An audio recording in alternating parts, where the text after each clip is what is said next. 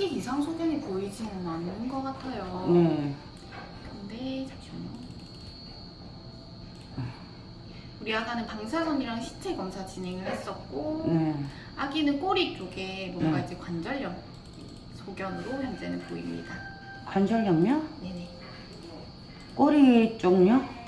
실제로 방사선에서 명확하게 관절염 소견들이 확실하게 보이는 친구들도 있고 아닌 친구들도 있는데 현재는 파스텔 같은 경우에는 그렇지는 않아 보여요. 하지만 나이가 10살이 넘은 친구들에게서 다른 데는 큰 이상 없는데 꼬리 쪽 요쪽만 해서 공디팡팡을 통통통 했을 때 아파하는 친구들이 있습니다.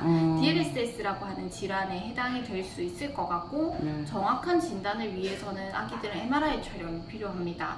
당연히 이제 신경계나 이런 부분들의 문제인지 이런 부분들을 확인하고자 하는 것이고 아니다 아직은 아이가 잘 걸어다니고 하니까 약물에 대한 반응들을 지켜보는 방법도 해당하는 방법일 수 있습니다. 그래서 우리가 약물을 먹이다가 정말 안 되면 MRI를 찍을지 아니면 아기가 나이가 있으니까 명확하게 진단을 받고 해당하는 거에 따른 이제 약물 반응을 지켜볼지 이런 것들인데 아기는 그 전에 배 쪽이나 다른데 이제 뭔가 소화기 증상이라든지 통증감을 일으킬 만한 다른 증상들을 좀 제외하고서 큰 이상이 없다고 하면은 그냥 단순히 저런 관절염 약물들을 좀 먹여볼 예정이고요. 먹고 반응성이 떨어지거나 상태가 좀 더 악화된다고 하면은 그때는 빠르게 좀 MRI 촬영을 해보는 방법이 이제는 좋을 걸로 생각이 됩니다. 그러면 지금은 외관적인 부분, 뭐 항문 쪽이라든지 항문 쪽에는 이상이 없고 근육이나 피부 쪽에 물렸던 이제 교상의 흔적들을 보이거나 하는 부분들이 없는데 물론 털을 전부 다 밀고 이제 저희가 확인을 하는 것과 털을 이렇게 롤링해서 보는 것과 좀 이제 차이가 있을 수 있습니다. 하지만 지금 또 털을 다 미는 것 자체가 아기한테 좀 스트레스일 수 있어서 저희가 육안적으로 보는 것, 그 다음으로 방사선상으로 봤을 때 아기나 근육이나 이런 부분들에 큰 이상이 없는지를 봤을 때 특이사항들은 없다. 하지만 우리 아기는 꼬리 여기 이제 끝부분을 만졌을 때 움찔움찔하는 반응이라든지 싫어하는 거나 아니면 꼬리를 들어 올릴 때 반응들이 조금 이제 싫은지 앞으로 이렇게 막 도망치려고 한다든지 이런 것들이 좀 보이기 때문에 현재는 꼬리 쪽에 불편감이 있는 것으로 보입니다. 그러면 지금 피부는 이제 안 가도 괜찮고 피부는 크게 특이사항이 없습니다. 그러면은 약을 지금 먹어보는 게 훨씬 나을까요? 그래서 복부 초음파를 한번 보고 정말 내부 장기에 이상이 없다라고 하면 아가는 이제 약을 좀 먹여보고 그다음에 관절 영양제를 복용해 주시면 될 것 같습니다. 예, 일단은 그렇게 하면서 약 반응을 한번 보고요. 약 반응에서 이상이 없다라고 하면은 간헐적으로 아기는 약을 먹는 것이고 약을 먹는데도 불구하고 우리 아기는 계속해서 통증감이 있네요 하면은 MRI 촬영이 현재는 필요할 걸로. 근데 관절염 약을 먹는다면은 그게 꽤 오랫동안 먹어야 되는 건가요? 통증을 완화시켜주는 약물입니다. 그래서 일시적으로 좀 먹었다 떼보는 방법들도 있고요. 지속적으로 어느 정도 이제 먹어주는 방법들도 있어서 이거는 이제 아기들이 얼마나 약을 먹고 반응성이 올라오냐 아니냐에 따라 달릴 수가 있다. 그럼 지금은 이제 초음파 검사를 해보면 되는 거예요? 복부는 이제 말 그대로 아까 밥을 좀 잘 못 먹고 또는 복통으로 인한 부분들인지 이런 부분들을 마지막으로 체크하는 거. 약 먹었을 때 우리 아이 큰 부작용 없나요? 이런 것들을 확인한다라고 보시면 됩니다. 그리고 초음파 해보고 괜찮으면은 약 한번 먹어보도록 할 예정입니다. 알겠습니다. 다행이다. 그래도 나는 지금 너무 걱정돼. 애가 전혀 입질 안 하던 애가 너무너무 심각하게 물고 막 이러니까 저는 항문 쪽에 또 항문낭이 터져서 그러는 것이 너무 놀랐어요. 못 보여주게 하니까 꼬리를 못 들게 하니까. 항문낭은 다행히 크게 문제는 없어가지고요. 걱정하지 않으셔도 괜찮아요. 아유 감사합니다. 그럼 초음파 일단 검사.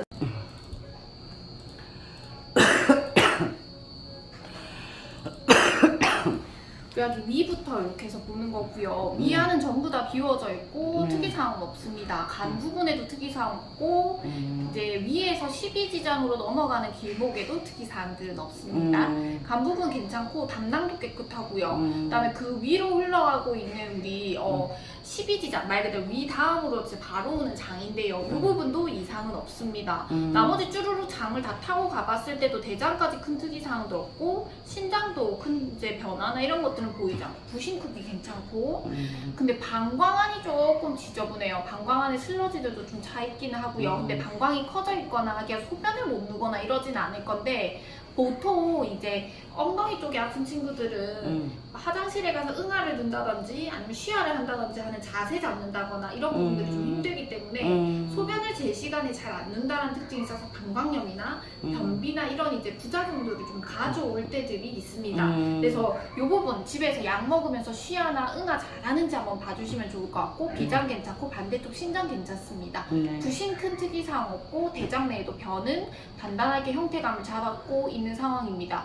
그래서 복부 초음파상에서는 큰 특이사항들은 없고, 아직 아기가 변 자체도 뭐 변비라든지 크게 똥이 이제 커져 보이는 그런 부분들은 없기 때문에 아기는 한번 잘 봐주시면 좋을 것 같고요. 아마 조금 시작된 지 얼마 안 됐을 수도 있을 것 같아요. 네. 보통은 요런데 이제 뼈자람이나 이런 것들이 보여야 하는데, 우리 아가는 그런 것들이 특별하게 많이 보이거나 하진 않지만 시간이 지나면서 이게 좀 가속화될지 이런 것들이랑 보통은 요 정도 연령, 이제 노령의 묘들에서 엉덩이 쪽에 이제 이런 관절염들이 좀 심하게 일어나는 편입니다.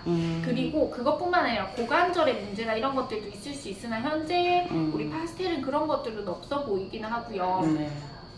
여기에 관절염이 생깁니다. 아니면 여기가 협착이 돼버린 애들 있어요. 딱 붙어버린. 그런 것들은 흔한 질환이긴 해서 나이가 들면 이제 어릴 때는 안 그랬는데 갑자기 이런 데 통증이 느껴지니까 공기팡팡을 너무 싫어요. 빗질을 할 때 꼬리 쪽에 안 하고, 높은 곳에 뛰어오르거나 이런 것도 없고, 화장실 갈 때 문틈을 탁 넘어갔어야 되는데 그럴 때마다 소리를 이렇게 내고 합니다 하는 것들이 증상이 될 수는 있습니다. 오늘 관절염에 준한 약들 한번 처방을 드릴 거고요. 일주일 후에 한번 오셔가지고 아기 문진 한번 더 하고 약을 좀 더 먹여볼지 이런 것들 상의할 거고, 보통 이렇게 약 먹기 시작하면 2주 정도 먹게 됩니다. 그래서 아기 증상 한번 보도록 할 거고요. 플러스로 아기는 뭐 이제 관절 영양제 같은 거 계속 먹여주시면 좋아서 관절 영양제는 본원 또는 이제 뭐 편하신 곳에서 구매하셔서 먹이시면 되고, 안티놀 기본적으로 저희가 처방을 드리고 있습니다. 그래서 그거 먹이시면서 한번 보면 될 것 같습니다. 고맙습니다. 그래도 그 애가 빨리 발견돼서 다행이다, 그죠? 엄살이 심했네 가스나가. 그래도 아유, 그래도 아프긴 아플 거다. 나도 허리 아픈데 이렇게 하기 힘든데. 아기들은 이게 예민하다 보니까요. 통증이 예민해서 변을 아예 안 넣어버린다거나 소변도 아예 안 누거나 하는 아이들도 많은데 아직 그까지는 아닌 것 같고, 실제로 그 일상적인 생활을 할 수 없을 만큼 통증이 큰 아이들이기 때문에 아가들은 이런 거 한번 봐주시면 됩니다. 심한 경우에 수술적인 교정을 하는 애들도 있고요. 그냥 보존적인 치료, 지금 저희가 시도해보려고 하는 약물 치료 이런 것들이 방법이 될 수는 있고, 조금 증상이 얼마나 심해지느냐 이런 거에 따라서 아기는 추후에 이제 보존적인 치료에서 뭐 이제 주사 치료 이런 것들을 같이 고민해볼지 이런 것들도 고민의 대상이 될 수는 있습니다. 네.